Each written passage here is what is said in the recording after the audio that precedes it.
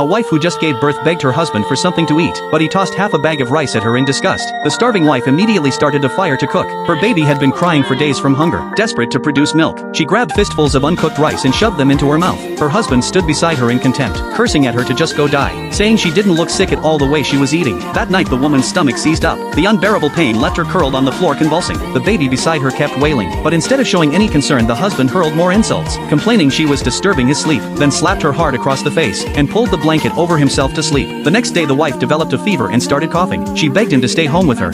아따 이 채석기 피려먹은 소리를 다 하네. 맞붙 들고 앉아있으면 누가 먹여 살려줄 줄 알아?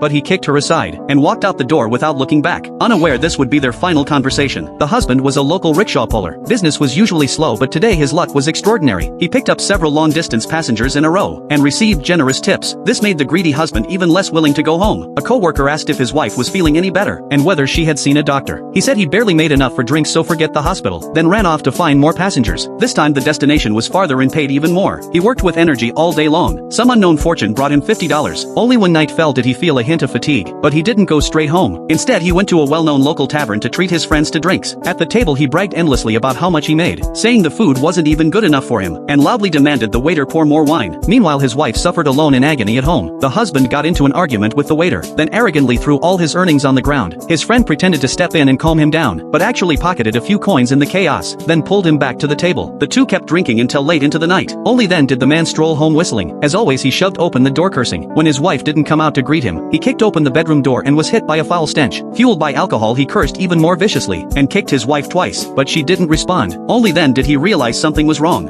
아무 말도 없네. 이들아 죽었단 말이야. 왜 말이 없어? 걔도 엄마. 또 대답이 없네. 정말 죽었나 뭐해.